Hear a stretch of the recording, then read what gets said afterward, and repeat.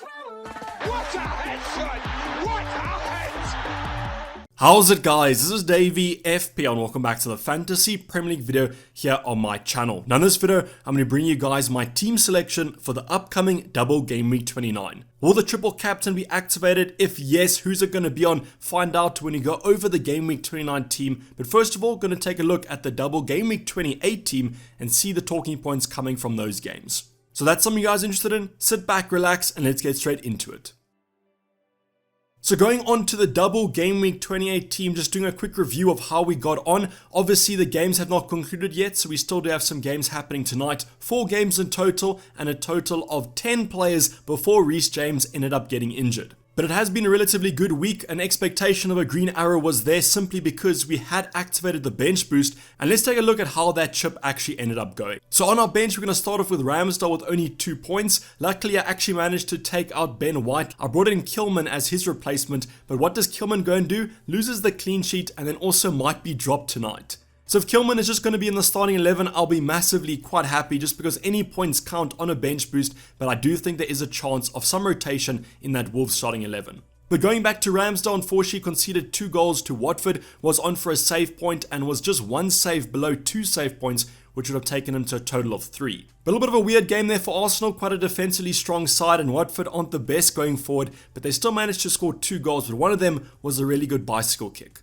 Luckily at the other end of the pitch, Saka managed to score a goal, got an assist and then bonus points, which took him to a massive 12 points. And on the bench boost, when most options on wildcarders and also just FPL managers in general bench Saka, 12 points is always going to be quite welcomed. We've already spoken about Kilman with only 1 point, conceding 2 goals in that game against Crystal Palace. Maybe against Watford tonight, if he does start, can get us a clean sheet. And then finally, Trent Alexander-Arnold, our only Liverpool defender, returning 12 points, getting a clean sheet and then also an assist, just showing how good he is, not only at the back, but also going forward. So on my actual bench on the fantasy website and the app, I actually have Son instead of Kilman, but I spoke about Ben White being on my bench in the last video, so I just wanted to show maybe a more realistic expectation, as I have actually had a couple of Twitter comments saying that this wouldn't be my actual bench. So overall, without Kilman's game against Watford tonight, we are currently on 25 points. I always say 20 points is a really good bench boost, so having 25 points, I'm super happy. If you guys also ended up using the bench boost, let me know in the comments down below what you guys managed to get. Always interested to see how you guys are getting along.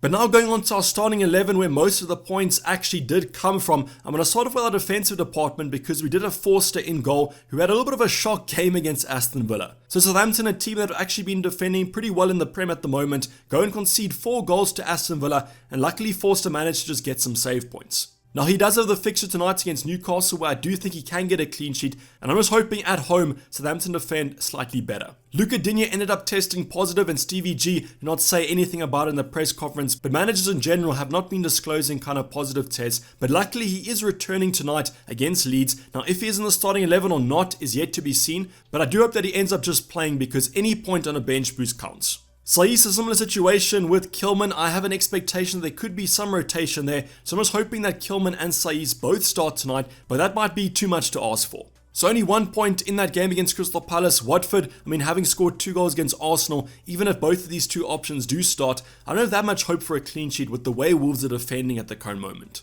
But finally, going to happier times, I'm going to be going over my captain option for double game week 28, and that was going to be Reece James. So if you guys did watch my final team selection last week, I was actually going to go for Rudiger, but after some deliberation, I had Reece James in the mind, so I brought him in and I doubled down on it. I even captained him. I just thought to myself that the opportunity this week for captaincy wasn't that great, and therefore I wanted to go for a nice little differential, a very high ceiling player, and that was going to be Reece James. So Chelsea took on Burnley, and I thought that was going to be a clean sheet threat as well as some attacking threat, as Chelsea do play in a back 5, and whenever Reece James plays, does offer that attacking threat going forward. Got us an assist and a goal both in that Burnley fixture, and then a clean sheet just to have the cherry on top. Now unfortunately he did actually pick up a knock in that game. Weghorst ended up tackling him and he went down quite hard, and therefore he's going to be out of the Norwich game and also for the foreseeable future. Now that is super annoying because I think Reece James against Norwich tonight would have been another massive haul, and therefore it's going to be missed captaincy points. We're then going to move on to our first midfielder, Heung-min Son, who managed to get a goal against Everton. Now that game ended up being 4-0 or 5-0, I can't really remember, but all I know is that Heung-min Son was quite quiet for how many goals there were scored,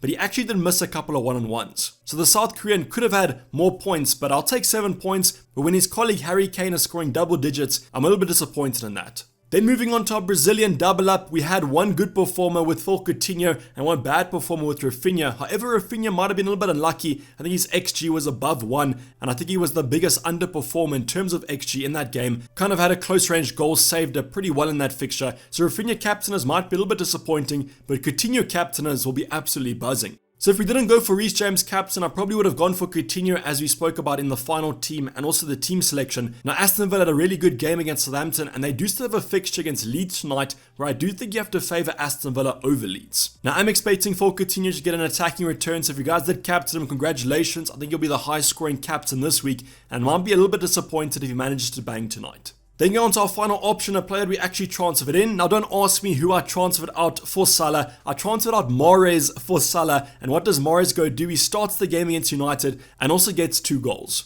So yes, I did miss out on the Riyad Mahrez haul, but I didn't even know if he was going to start against United, and that's why I moved for the more conservative Mo Salah, and unfortunately he ended up blanking against West Ham. But he did have some chances to get some points. I mean, in the first half, the first 10 minutes was played in by Trent Alexander-Arnold and unfortunately missed the one-on-one versus Fabianski, kind of shooting it straight at him. Now, Salah's form is not the best at the current moment. You would have seen that over these past Prem games, even the Champions League game on Tuesday. But I still do have faith that this transfer will pay off in the long term. And then finally go on to our forward line, we have two 2-pointers with the Southampton lads. We have Broja and Che Adams. Now Broja didn't have a shot, I think, against Aston Villa, but Che Adams had 2 big chances, and I was really disappointed that my differential in that forward department, didn't get me any returns off those 2 big chances.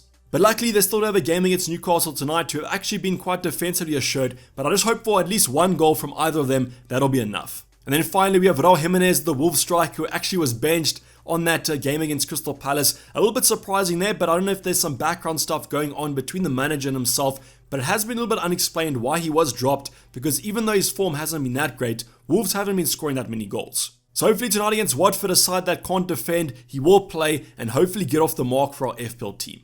So overall the team has been performing pretty well considering the fact that we took a -12 hit. Just hope today's the day we're going to get some hauls, and hopefully that's going to be for our more differential players. Let me know in the comments down below how you guys got on in Double Game Week 28 and who do you have playing tonight. But now going on to our Double Game Week 29 team, and as I always like to do, I want to give you guys some context of what I'm currently dealing with, and then we can talk about our transfer plan after that. So we do only have 1 free transfer and 0.0 in the bank, so we're either going to have to make a kind of set moves on the same price or any downgrades, or we can maybe take a few hits to shift some funds around. But I'm going to start off with the bench here, and starting off with our goalkeeper Forster, who has Watford at home. I think this game could actually be quite good for Southampton, especially if they do keep a clean sheet tonight against Newcastle. That will be quite appreciated, and it will almost make me want to play Forster in my starting 11. But Watford have been attacking pretty well recently, and Josh King is only going to come back into that lineup, potentially making them better, and maybe that'll make me happy that I benched the Southampton keeper. But we then have 2 Aston Villa players, Coutinho and Luca Digne. Luca Digne hopefully returning tonight against Leeds, but for Coutinho on good form, I just think West Ham's a tough fixture away. Kilman on last play against Everton. Everton a side that are struggling to score, struggling to defend, struggling overall, but I do think Wolves are in a similar boat, and that's why I think benching Kilman will be fine, because that game is a little bit unpredictable. Going on to our starting 11, yes, it is going to be a double game week, and luckily our goalkeeper Ramsdale also has 2 fixtures. Unfortunately, those 2 fixtures against Leicester and Liverpool, but they are at least both at home. Now, I can't see Ramsdale keeping a clean sheet in either of those 2 games, so I really am hoping for maybe a penalty save from a Vardy or something like that, or maybe going for some save points, as he always is good at.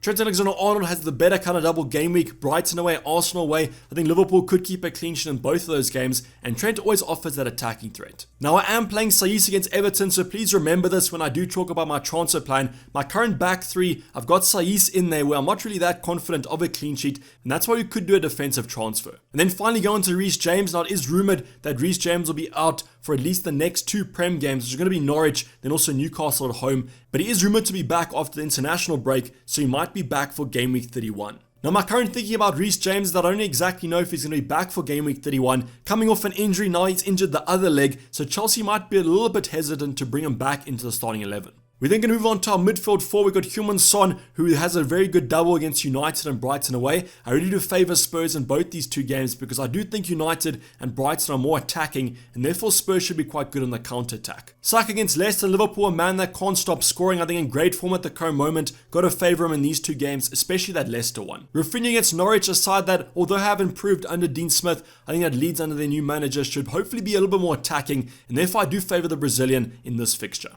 And then finally, a little bit of a no-brainer there, Mo Salah, Brighton and Arsenal, great fixtures on paper. The form isn't there for the Egyptian, but I just hope that he rebounds in double game week 29. So currently our captain going into this upcoming game week, but I will shortly discuss the triple captaincy. And then finally going on to our forward line, we've got Broya and also Che Adams against Watford, a side that can't defend recently, so I do hope that these two stay fit and hopefully start in that starting 11 for Southampton. And then finally, Raul Jimenez is also going to be playing for us in our starting 11 against Everton. So please also remember this position, because if I do bring someone off my bench or replace someone on my bench, I'm pretty sure Raul Jimenez, if he doesn't impress tonight, will then be the play that drops out.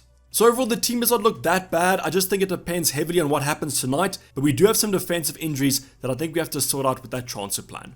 To kind of conclude our game week 29 team selection, I'm going to talk about my triple captaincy. So currently the triple captain is going to be on Mo Salah, and yes, I will be using the chip in this upcoming game week. If you guys did watch my video yesterday on the chip strategy update, I spoke in depth about the captaincy options going in to game week 36, game week 33, so on and so forth. And honestly, I think it's a little bit unpredictable to go for those game weeks, as you kind of don't know what form the teams will be in. Will some teams be on the beach? Will some teams not? And what's in front of us? Harry Kane, Mo Salah, great options going into double game week 29. But currently I only own Mo Salah, and therefore the captaincy is going to be on him.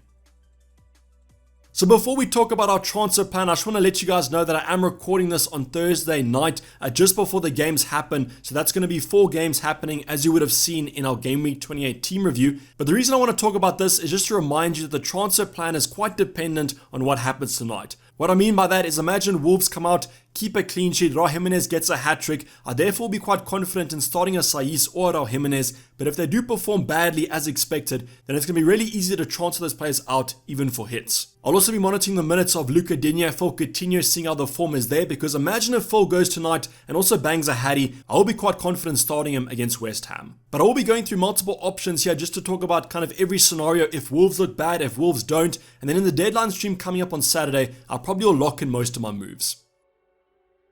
So the first transfer I'm going to talk about is going to be the conservative option. We have an injured player in Reece James, and therefore he should be transferred out. Now I did mention that he's going to be back for game week 31. Obviously Chelsea don't have a fixture in game week 30, but I do think 31 might come too soon for Chelsea, especially if they do qualify for the Champions League. What I'm saying there is Chelsea's quarter-final, the first leg will happen after game week 31, therefore Tuchel might want to rest Reece James in the Prem just to make sure he's fine for that Champions League game. But as I said, it's a little bit of an unknown here. We could say he's nailed to start in 31. It's the same as saying that he'll miss 31. It's a little bit of speculation right now, but I think in FPL we always have to act on some speculation. So the conservative transfer here, for one free transfer, we could do Reece James out for Doherty in. Now why I'm saying this is kind of a conservative option is that Reece James doesn't have a fixture in blank game week 30, and what we bring in here is we bring in Doherty, who has a double, then also a blank game week 30 fixture against West Ham. So we're kind of taking out one player with no fixtures for a player with 3 games over the next 2 game weeks, and therefore this is a little bit of a no-brainer transfer. Now Doherty is definitely the popular transfer in this week, has had great form over the prior game weeks,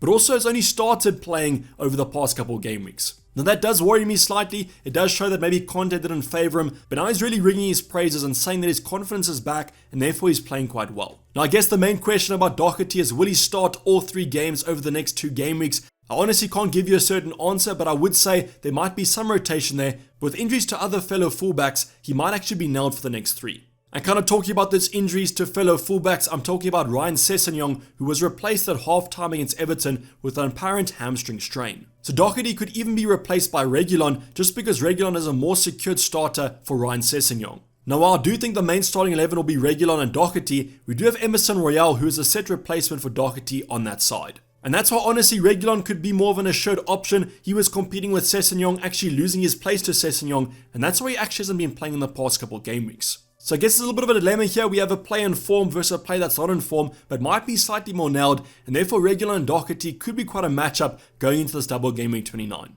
But I personally do prefer Doherty, and that's why I probably will go for him. He's cheaper, is in better form, and I do think he'll be nailed for the next couple games. But you guys can let me in the comments down below. Maybe if you support Spurs, what do you think? Do you think Reguilon is as nailed as we are saying, or do you think Doherty's the man to go for? So now that we've spoken about the kind of conservative transfer, not taking any hits, I'm going to move on to some transfer plans that are a bit more out there and bring in players that might be slightly better. Now that player I'm mentioning is going to be Robertson from Liverpool. Now Andy Robertson has 2 games in double game week 29, but a blank in game week 30. But that Liverpool double up of Brighton and Arsenal might lead to 2 clean sheets. Robertson is kind of competing with Trent and is kind of matching him on most stats, and therefore I'm quite tempted to go for the Liverpool man. So in order to kind of fund Robertson, obviously that's going to be an upgrade. I would take out Reece James, and then to fund that move even more, because he is a kind of a 1.0 million upgrade on Reece James, I need to bring out another option, and that's going to be Phil Coutinho. Now this is where kind of the games tonight matter. If Phil Coutinho is in great form, I might just keep him, but Aston Villa's fixtures in the upcoming game weeks don't look as strong as kind of the fixtures in the prior game weeks, and therefore I might have to ship the Brazilian out. Now who that would be for, that's going to be Kulusevski from Spurs. The Swedish Ginger has been in great form, really cheap price tag at about 6.1 million, and therefore that would fund the move to Robertson.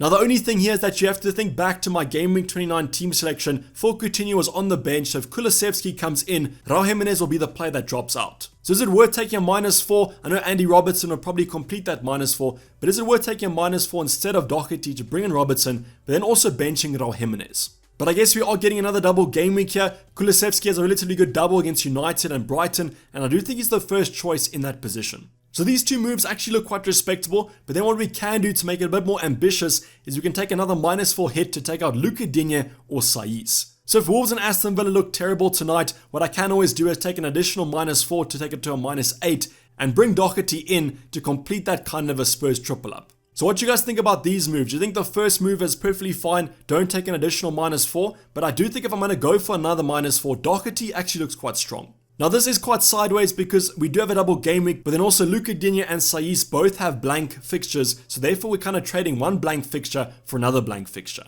But I don't know, I think I actually like this kind of triple up, especially if I do want to bring in Andy Robertson.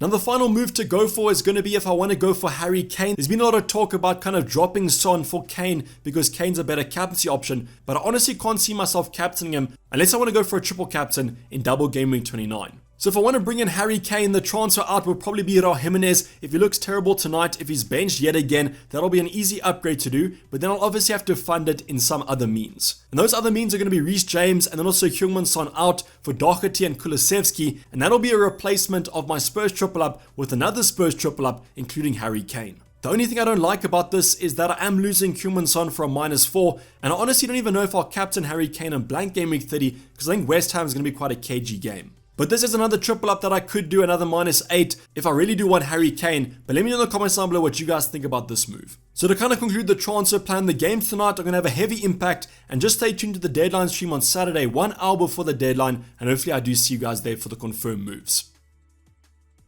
But this is basically wrap up the video, guys. Hopefully you did enjoy it. Please don't forget to like if you did and subscribe if you haven't subscribed yet. I'll be seeing you guys for the deadline stream as I mentioned, and hopefully I do see you guys there. But I'm signing off. It's been Dayvy FPL and I'm out. Cheers, bye.